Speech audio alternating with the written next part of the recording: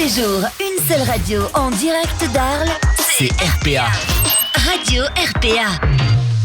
Merci d'être avec nous sur Radio RPA. On passe maintenant en mode interview. Radio RPA, nous recevons aujourd'hui dans les studios le CIDFF d'Arles et deux invités sont avec nous. Nous recevons aujourd'hui Vanessa Garouche, directrice du CIDFF d'Arles, et puis Sandra Laoussine, qui est donc membre du CIDF. Bonjour. Bonjour. Toutes les deux. Comment ça va? Bonjour, écoute, ça va super bien. Trop contente de revenir. Oui, Vanessa, ça fait plaisir. Ça faisait quelques années, on va dire. Déjà, quelques années. Non, je suis revenue un petit peu, mais par téléphone. Voilà. Je suis revenue il y a 2 ans. Toujours un peu présente quand même. Alors, le CIDFF d'Arles, aujourd'hui, on va parler un petit peu de l'actualité, notamment un projet régional qui s'appelle EgaliPro, également la création d'un service emploi au sein du CIDFF d'Arles. Mais avant tout ça, on va faire un petit rappel. Le rôle du CIDFF d'Arles, qu'est-ce que c'est pour les gens qui ne seraient pas de cette planète, qui n'auraient pas encore entendu parler du CIDFF? Alors, le CIDFF, déjà, c'est le Centre d'information sur les droits des femmes et des familles du Pays d'Arles, qui a donc son siège sur Arles, mais qui a un territoire d'intervention assez large, parce qu'il recouvre non seulement tout le Pays d'Arles, mais même d'autres communes, vu qu'on est implanté à Fos, à Salon, et prochainement d'autres communes telles que Neuve, Sainte-Marie-de-la-Mer. Enfin, voilà, les permanences du CIDFF s'étendent sur notre territoire, parce qu'on va là où les besoins sont repérés, au plus près des personnes. Pour ce qui est de ses missions, il a une mission d'intérêt général, le CIDFF, qui est d'œuvrer en faveur de l'égalité femmes-hommes et de favoriser l'autonomie sociale, professionnelle, personnelle des femmes dans tous les domaines. Donc on a, de fait, plusieurs domaines d'intervention. Il y a quelques années, d'ailleurs, on animait une chronique juridique sur la radio, donc l'accès au droit, c'est la clé de voûte du fonctionnement des CIDFF. La lutte contre les violences sexistes et sexuelles par l'accompagnement des victimes, la formation des professionnels, l'animation du réseau des partenaires locaux. L'éducation à la citoyenneté, on intervient effectivement dans les collèges, lycées, écoles primaires, maternelles également. Ah oui, dès le plus jeune âge. Dès le plus jeune âge, sur toutes les questions d'égalité filles-garçons, de prévention des violences, de harcèlement scolaire également, si besoin. On intervient dans le cadre de la santé, alors là, plutôt santé féminine, toutes les spécificités liées au corps de la femme, la contraception, la sexualité, les violences conjugales, parce que ça fait partie aussi de la santé publique, si je dirais. On a aussi des actions en matière de parentalité. Et ce qui nous intéresse peut-être un peu plus aujourd'hui, qui est on va dire un nouveau volet pour le CIDFF d'Arles, mais loin d'être nouveau pour les CIDFF en général, qui est celui de l'emploi.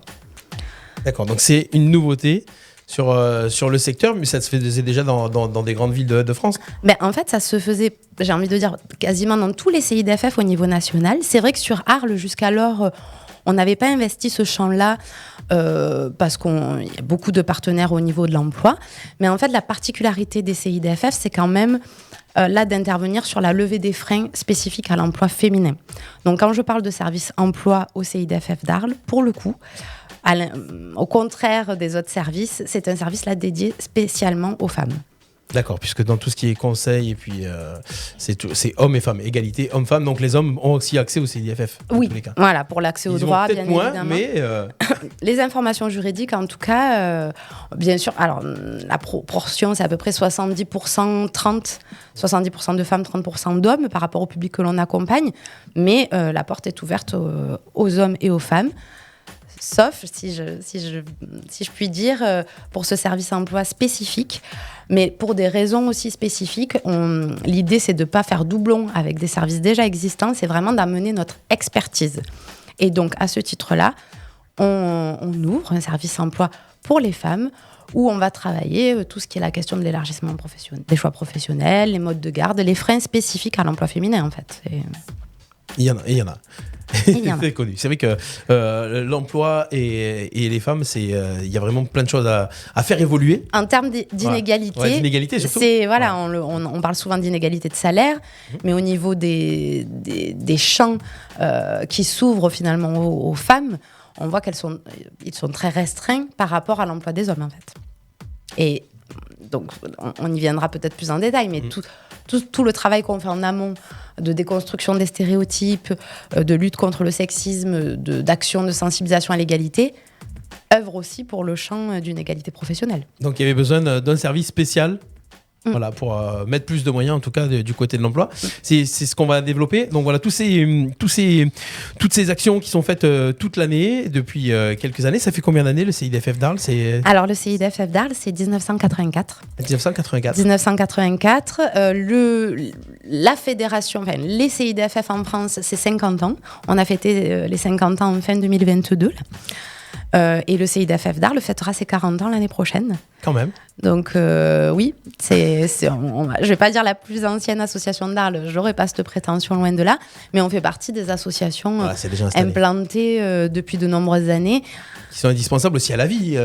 Bien sûr, qui sont indispensables, dont on voit l'importance au quotidien. On l'a vu au travers de ces dernières années par rapport à la crise sanitaire que l'on a traversée. On le voit au travers...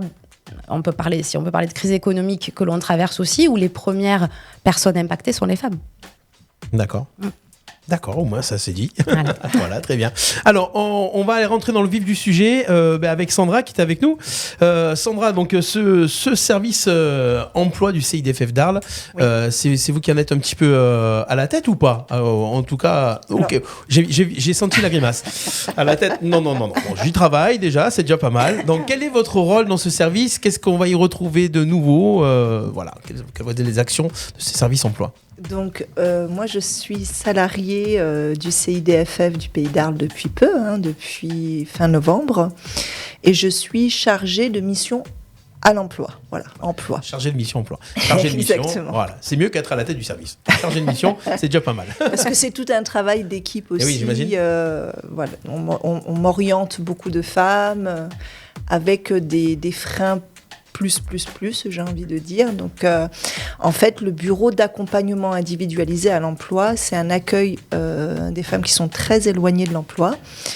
Par exemple, une femme qui s'est occupée de ses enfants pendant 15 ans et qui se retrouve un peu sur le chemin de la perdition. Ses enfants sont partis, elle se retrouve à la maison, elle ne sait pas quoi faire. Elle peut venir sur le bureau d'accompagnement individualisé à l'emploi et puis voilà, discuter avec moi, voir ce qu'elle veut faire, travailler son projet professionnel. Je tiens à préciser qu'il n'est vraiment jamais trop tard pour bien faire. Il n'y a pas d'âge pour intégrer l'emploi et la formation. D'accord. Est-ce que on fait un parallèle avec Pôle Emploi ou pas? Parce que les missions de Pôle Emploi, c'est aussi ça normalement, ou pas?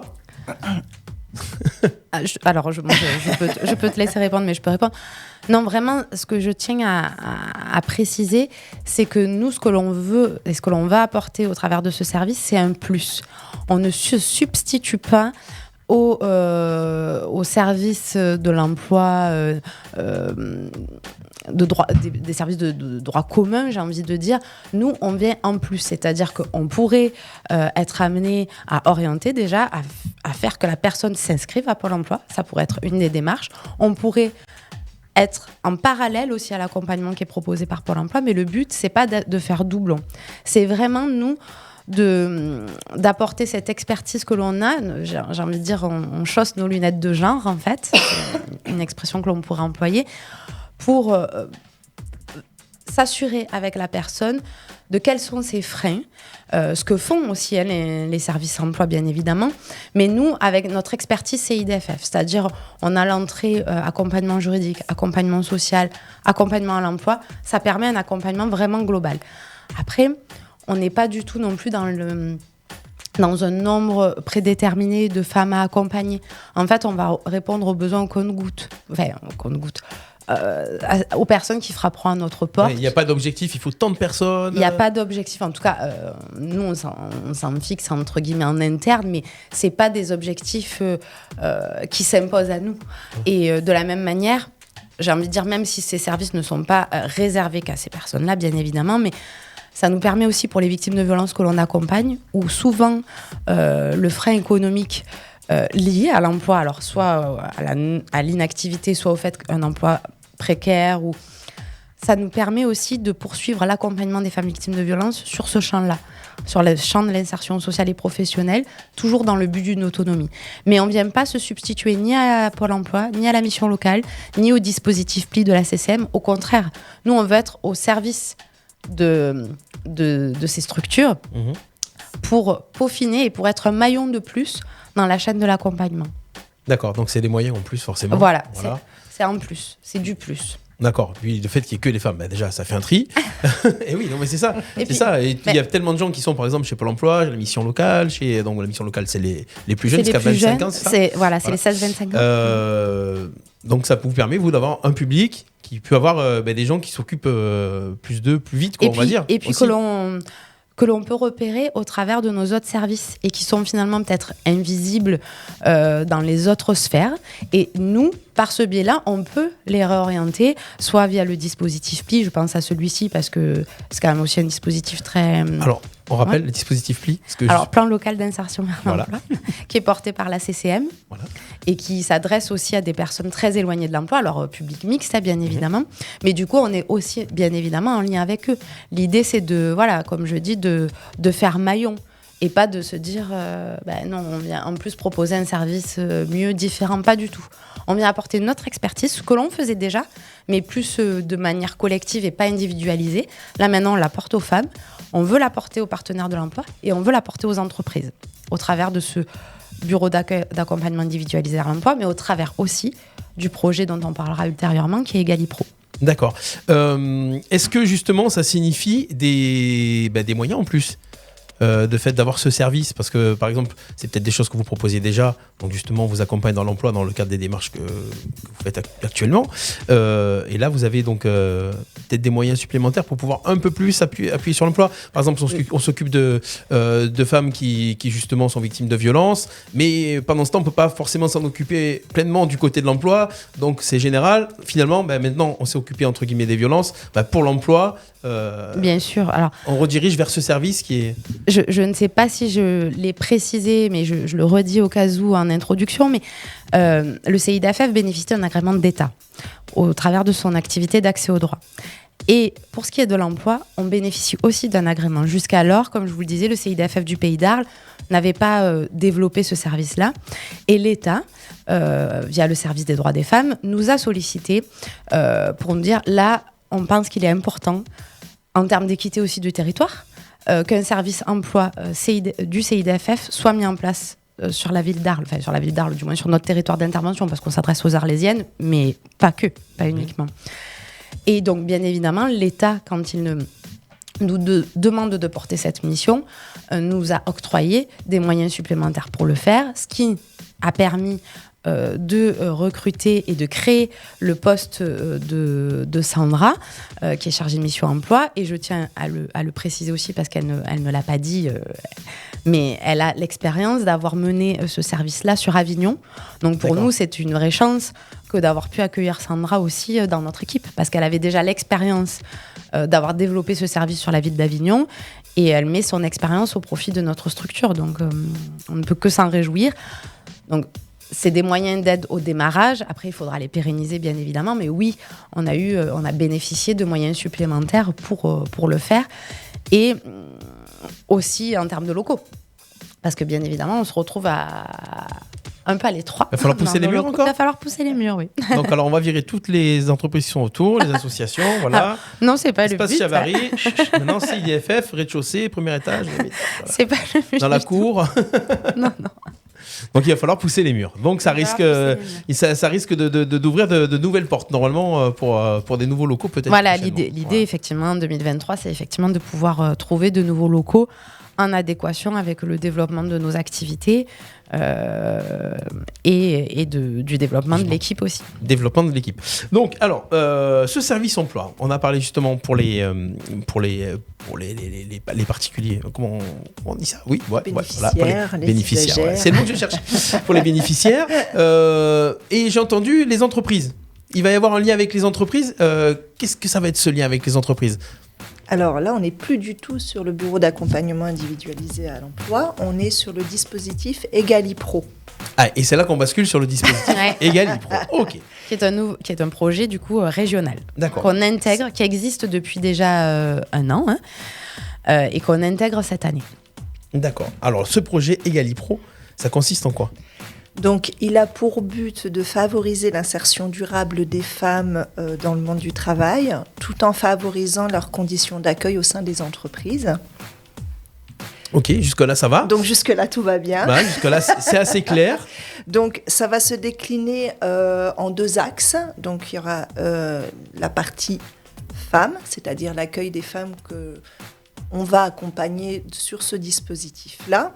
Donc il y a un accompagnement global qui intègre la prise en compte donc, des freins rencontrés, de travailler sur l'image des métiers, la déconstruction des stéréotypes liés au genre, l'estime de soi, les compétences. Donc on va vraiment travailler ça avec elles. Et surtout des rencontres avec des entreprises. C'est pas des choses qui se faisaient déjà au final. Enfin, je pose une question, mais avec le service emploi, c'est pas déjà toutes ces missions-là ? Alors, quelle est la différence ? La différence, le bureau d'accueil individualisé vers l'emploi, effectivement, c'est les entretiens individuels avec et de femmes vraiment très éloignées de l'emploi. D'accord. Sur Egalipro, en fait, j'ai envie de dire, alors après sur les territoires, chaque CIDFF le décline en fonction du paysage local, mais j'ai envie de dire, nous, le BAIE, donc le Bureau d'accompagnement individualisé vers l'emploi, va être un espèce de SAS, où en fait on va recevoir toutes les femmes qui sont en attente d'informations ou de besoins, et en fonction de là où elles en sont dans leur recherche d'emploi, parce que ça peut être une personne complètement inactive ou qui a même pas peut-être dans l'immédiat un projet d'emploi immédiat, mais ça peut être aussi une personne, par exemple, en reconversion professionnelle. Et là, on va la basculer sur ce projet Egalipro, où là, on met en place des ateliers collectifs.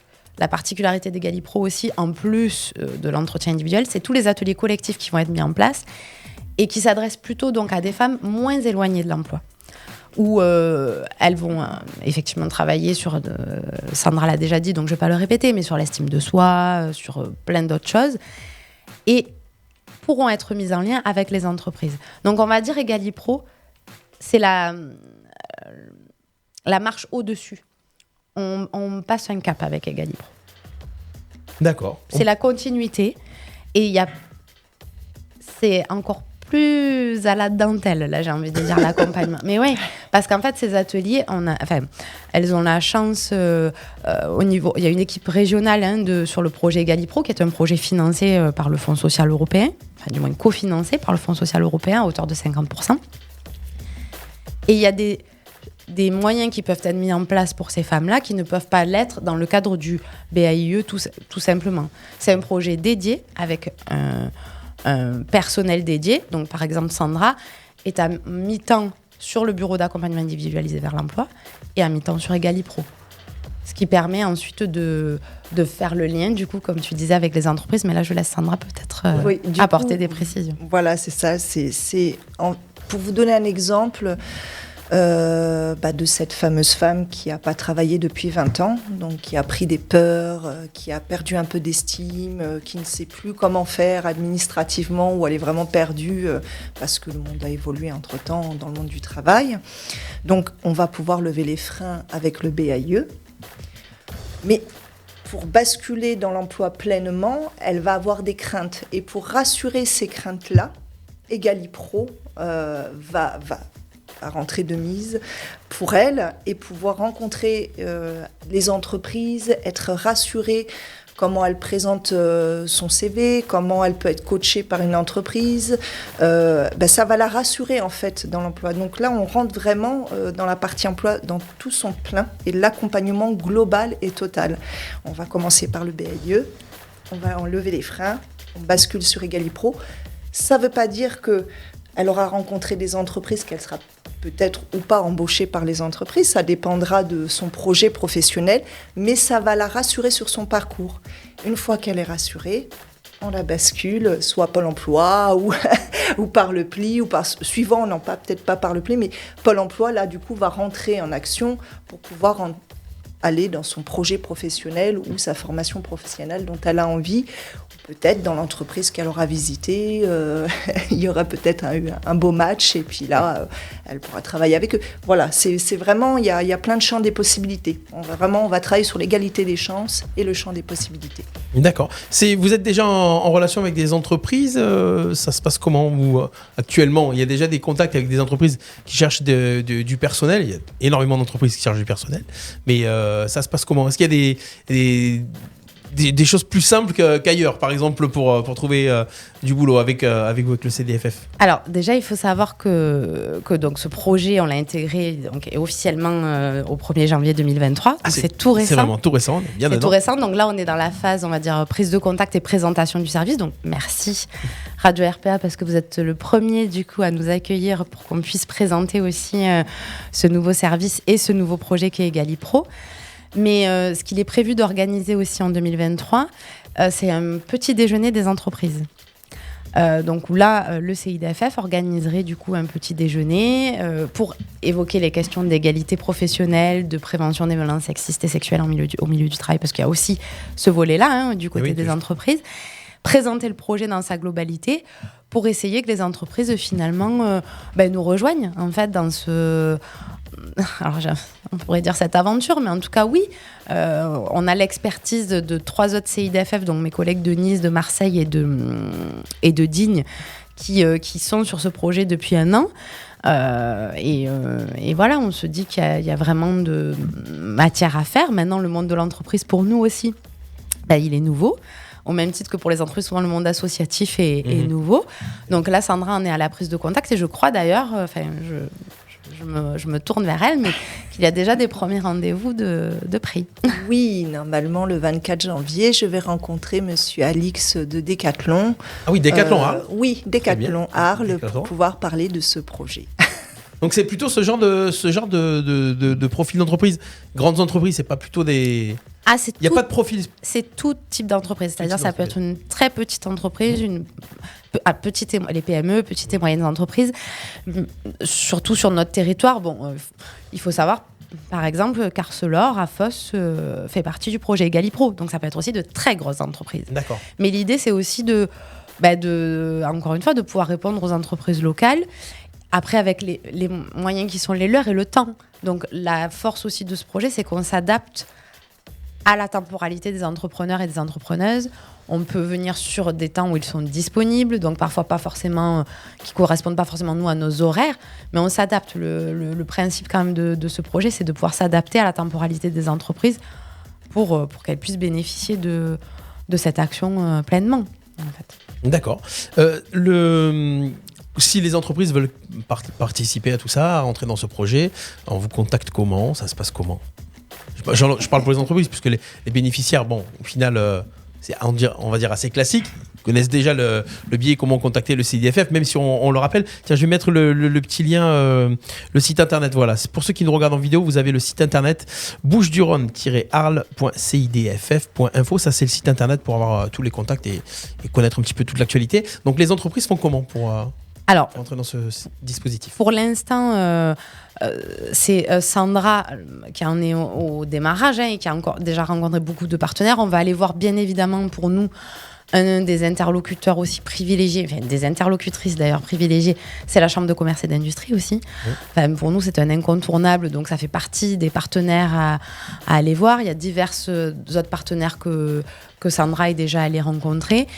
Eux, pour nous contacter, c'est au numéro du CIDFF pour le moment, donc 04 90 93 47 76.